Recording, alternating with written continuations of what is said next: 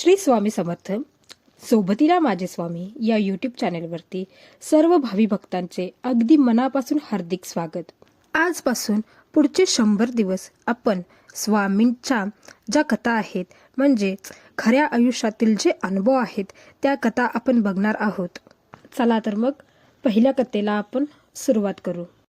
आजची जी कथा आहे ती शोभा नावाच्या एका गृहिणीची आहे. शोभाचं पूर्ण आयुष्य कशा प्रकारे बदललेलं आहे हे आपण आज या कथेच्या माध्यमातून जाणून घेऊ. शोभा नावाची एक गृहिणी होती.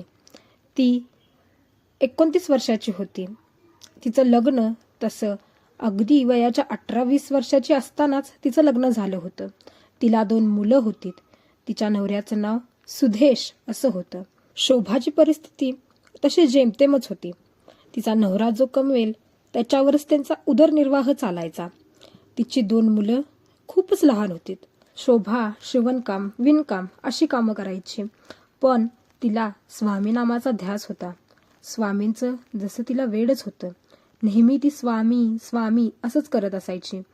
नेहमी ती मठात जायची, नित्य नियमितपणे स्वामींची सेवा करायची. शोभाबरोबर सुदेश सुद्धा मठामध्ये जायचा. तो सुद्धा स्वामींचा भक्त होता. हे दोघेही स्वामींची भक्ती अगदी मनापासून करायची. शोभाची जी 2 मुलं होती ती सुद्धा नित्य नियमितपणे मठात जायची, स्वामींची सेवा करायची. शोभाचं लग्न तसं घाईगडबडीतच झालं, कारण तिच्या वडिलांच्या मृत्यूनंतर घरची परिस्थिती पूर्ण शोभालाच सांभाळावी लागली. शोभाने आपलं शिक्षण अर्धवट सोडलं. तिचं काही स्वप्न सुद्धा होतं. तिला लहानपणापासूनच पोलीस व्हायचं होतं. तिचं हे स्वप्न तिच्या वडिलांना सुद्धा माहिती होतं आणि तिच्या घरच्यांना सुद्धा माहिती होतं. 2 मोठ्या बहिणींचं लग्न आधीच झालं होतं. लहान भावाची जबाबदारी आणि आईची जबाबदारी ही वडिलांच्या मृत्यूनंतर शोभावरच आली. तिने आपलं शिक्षण अर्धवट ठेवून, आपली स्वप्न अर्धवट ठेवून भावाच्या आणि आईच्या भवितव्यावर तिनं जास्त लक्ष दिलं. असेच दिवस निघून गेले. शोभाच्या घरी सुदेशचं येणं जाणं असायचं. शोभाच्या आईला सुदेश हा पहिल्यापासूनच पसंत होता, पण सुदेशची जी परिस्थिती होती ती जेमतेमच होती. पण शोभाची जी परिस्थिती होती ती खूपच चांगली होती. त्यांची खूप प्रॉपर्टी होती, पण त्यांची प्रॉपर्टी तिच्या काकाने बळकावली होती. काही थोडे प्रयत्न करून शोभाने तिची प्रॉपर्टी त्यांच्या काकांकडून पुन्हा घेऊन आपल्या भावाला दिली. शोभाच्या आईने क्षणाचाही विलंब न करता शोभाचे जे लग्न आहे ते सुदेश बरोबर लावून दिले. एवढ्या मोठ्या घरची मुलगी, एवढ्या लहान घरात शोभाने हसत हसत सुदेश बरोबर लग्न केलं आणि त्यांचा सुखाचा संसार चालू झाला. दिवाळीचा सण आला होता. भाऊबीज आली. शोभा, सुदेश आणि त्यांची 2 मुलं ही सर्व मिळून शोभाच्या भावाच्या घरी गेलीत. तिथं गेल्यानंतर शोभाच्या 2 बहिणी आल्या होत्या. शोभाच्या 2 बहिणी सोनं घालून, चांगली साडी घालून इकडं तिकडं मिरवत होत्या, पण बिचारी शोभा साधी साडी होती. अंगावर एक सुद्धा दागिना नव्हता. तरी सुद्धा तिला त्या गोष्टीचं जरा सुद्धा वाईट वाटलं नव्हतं, कारण तिला तिच्या बहिणींचं सुख खूप महत्त्वाचं वाटत होतं स्वतःच्या सुखापेक्षा. तिच्या बहिणी, तिचा भाऊ तिला नेहमी म्हणायचे, ताई अगं जरा चांगले कपडे घाल, जरा सरळ वाग, अशी का वागतेस तू? पैसे नसले तर आम्ही देतो, आमच्याकडून घे, पण सरळ वाग.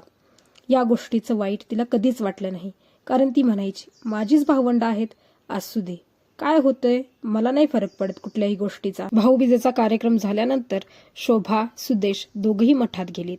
स्वामींची नित्य नियमितपणे सेवा केली. तिथे थोडा वेळ शांत बसले आणि घरी निघून गेले. शोभा जी होती ती खूप मोठी स्वामी भक्त होती. तिच्यासोबत जाणाऱ्या तिच्या मैत्रिणी सुद्धा तिला नेहमी म्हणायच्या, शोभा किती करतेस ग तू स्वामींचं, नक्की तुला स्वामी एक ना एक दिवशी याचं फळ देतील.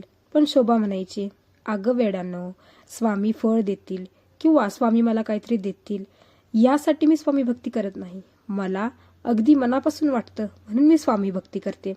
मला काहीतरी देतील किंवा मला काहीतरी हवं आहे यासाठी मी भक्ती करत नाही. समजलं तुम्हाला? असं ती नेहमी म्हणायची. तिची भक्ती ही खूपच सुंदर होती.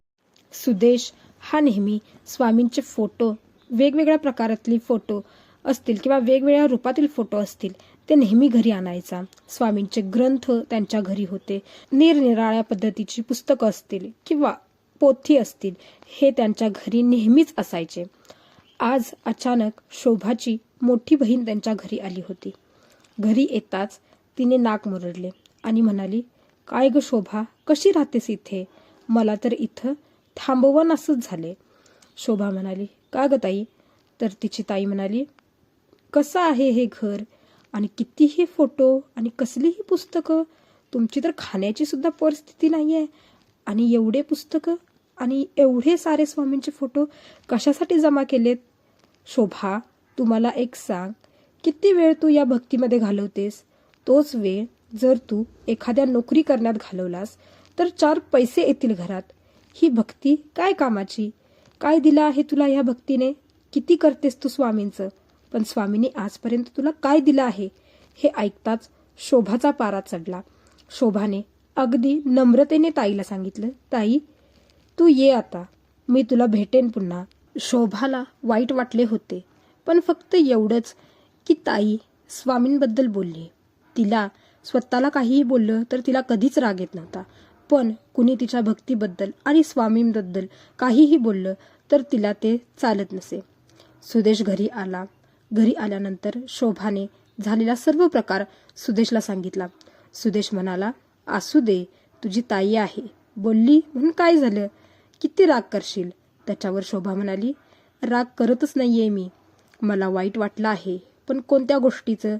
ती स्वामींबद्दल बोलली या गोष्टीचं मला वाईट वाटलं आहे, बाकी दुसरं काही नाही. ती मला जरी बोलली असती तरी मला काही वाटलं नसतं, पण तिने माझ्या भक्तीबद्दल आणि माझ्या स्वामींबद्दल बोलली म्हणून मला कसं तरी वाटलं, बाकी दुसरं काही नाही. कसंबसं सुदेशनं शोभाला शांत केलं. ते एकमेकाबरोबर बोलतच होते. इतक्यात सुदेशला फोन आला आणि त्यांना मठामध्ये बोलवण्यात आलं. मठामध्ये गेल्यानंतर त्यांना असं समजलं की येत्या काही दिवसात स्वामींचा उत्सव आहे. त्याच्या तयारीसाठीच त्या दोघांना बोलवलं आहे. हे ऐकताच शोभा आणि सुदेश सर्व काही विसरून स्वामींच्या उत्सवाच्या तयारीला लागले.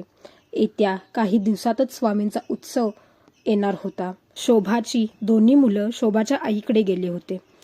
सुदेश दोघांना आणण्यासाठी गेला. तिथे गेल्यानंतर शोभाच्या भावाने सुदेशचा खूप पाणउतारा केला, खूप काही बोलला. तो बोलला, भाऊजी, तुम्ही माझ्या बहिणीला कुठल्या परिस्थितीत ठेवलं आहे हे मला माहिती आहे. तिला पोलीस व्हायचं होतं, पण तिनं तुमच्याबरोबर लग्न करून सगळी स्वप्न आपली बाजूला ठेवलीत. तुम्ही थोडे तरी प्रयत्न करा तिला चांगलं आयुष्य देण्यासाठी. कसे जगता आहात तुम्ही? मी पैसे दिले असते तुम्हाला, पण तुम्ही दोघंही स्वाभिमानी आहात, घेणार नाही माहिती आहे मला, पण थोडं जास्त काम करा आणि सर्वांचीच परिस्थिती सुधारा. हे सगळं ऐकता सुदेशने डोळ्यात पाणी भरले. आपल्या मुलांना घेऊन तो पुन्हा आपल्या घरी आला. घरी आल्यानंतर त्याने झालेली सर्व हकीकत शोभाला सांगितली. शोभा खूप अस्वस्थ झाली आणि रडू लागली. सुदेश म्हणाला, हे बघ शोभा, तू रडू नकोस, तुला तुझं स्वप्न पूर्ण करायचं आहे, मी तुला नक्की मदत करेन. शोभा म्हणाली, कसलं स्वप्न घेऊन बसलाय? मला फक्त एकच स्वप्न पूर्ण करायचं आहे, ते म्हणजे तुम्हाला साथ द्यायची आहे, मुलांना साथ द्यायची आहे. एवढंच स्वप्न आहे माझं, आता दुसरं कुठलंच स्वप्न नाही माझं. हे ऐकताच सुदेश म्हणाला, नाही नाही, असं नाही, मला आधीपासूनच माहिती होतं तुला पोलीस व्हायचं आहे ते. तू नक्कीच प्रयत्न कर, काही पण होऊ दे, पण तू एकदा तरी प्रयत्न केलाच पाहिजेस. हे ऐकताच शोभा म्हणाली, आत्ता कुठलं करते मी, आत्ता मी नाही, सगळं विसरून गेले आहे मी. त्यावर सुदेश म्हणाला, असं कसं, तुला करायलाच पाहिजे, जे काही लागेल ते मी सगळं तुला देईन, पण तू प्रयत्न कर. त्यावर शोभा म्हणाली, ठीक आहे, बघायला येईल. असं म्हणून ते दोघेही झोपी गेले. दुसऱ्या दिवशी स्वामींचा उत्सव होता. उत्सवाच्या तयारीत शोभा पूर्णपणे मग्न झाली होती. त्याच वेळी एक वृद्ध व्यक्ती तिच्याजवळ आली आणि म्हणाली, बाळा, काय करते आहेस? त्यावर शोभा म्हणाली, काही नाही, तयारीच करते आहे. तुम्हाला काही हवं आहे का बाबा? त्यावर ती वृद्ध व्यक्ती म्हणाली, हो, थोडा वेळ हवा आहे तुझा, बोलायचं आहे तुझ्या बरोबर, वेळ आहे का तुला? त्यावर शोभा म्हणाली, वेळ तर नाही आहे मला, पण तुम्हाला बोलायचं आहे तर मी थांबते थोडा वेळ. काय बोलायचं होतं तुम्हाला? त्यावर ती वृद्ध व्यक्ती म्हणाली, अगं बाळा, काय करते आहेस तू? तुझं स्वप्न असं अर्धवट ठेवून कसं चालेल? त्यावर शोभा म्हणाली, स्वप्न? कसलं स्वप्न? काय बोलता आहात तुम्ही? मला काहीच नाही समजलं बाबा. त्यावर ती वृद्ध व्यक्ती म्हणाली, तुला पोलीस व्हायचं होतं ना, तू एकदा तरी प्रयत्न करून बघ, तुला यश नक्की मिळेल. हे असं बोलताच शोभा म्हणाली, पण हे तुम्हाला कसं माहिती? त्यावर ती वृद्ध व्यक्ती म्हणाली, मला सगळं काही माहिती आहे बाळा, तू एकदा प्रयत्न करून बघ, तुला यश नक्की मिळेल. असं बोलताच थोड्या वेळानंतर ती व्यक्ती तिथून निघून गेली. शोभाला थोडा वेळ काही समजलंच नाही आणि ती परत पुन्हा उत्सवामध्ये सामील झाली. सुदेश हे सर्व लांबनं बघतच होता. थोड्या वेळानंतर शोभाने सुदेशला सर्व काही सांगितले. सुदेश म्हणाला, बघ, आज स्वामींचा उत्सव आहे आणि तुला आजच प्रचिती मिळाली आहे, तू एकदा तरी प्रयत्न करच. त्यावर शोभा म्हणाली, का नाही, आत्ता तर मी प्रयत्न नक्की करणार, बघाच तुम्ही. शोभाने सर्वांबरोबर संपर्क जसा तोडलाच होता. ती फक्त स्वामी भक्ती करायची. आपल्या पोलीस भरतीला जी काही तयारी लागते ती तयारी करायची. नवऱ्याची, मुलांची, सर्वांची काळजी घ्यायची. आणि तिने आपले प्रयत्न पूर्ण 2 वर्ष चालूच ठेवले. 2 वर्षानंतर शोभाला जे हवं होतं, सुदेशला जे हवं होतं तेच झालं. 2 वर्षानंतर शोभाला तिची ऑर्डर मिळाली आणि शोभा पोलीस झाली. शोभा पोलीस झाल्यानंतर तिची परिस्थिती अगदी बदलूनच गेली.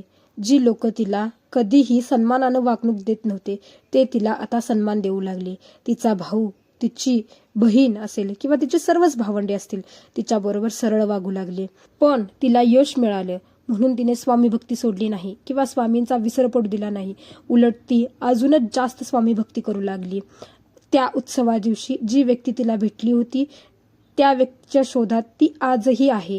प्रत्येक उत्सवाला ती त्या मंदिरामध्ये किंवा ती त्या मठामध्ये उपस्थित असते त्या व्यक्तीला भेटण्यासाठी. शोभाच्या या कथेवरून एकच लक्षात येतं, स्वामींची भक्ती ही अगदी खऱ्या मनाने केली तर स्वामी आपल्याला फळ नक्कीच देतात, हे या कथेवरून आपल्याला समजतं. अशाच प्रकारच्या भक्तिमय कथा स्वामींच्या जर तुम्हाला ऐकायच्या असतील तर माझ्या चॅनेलला नक्की लाईक करा, शेअर करा, सबस्क्राईब करा. धन्यवाद.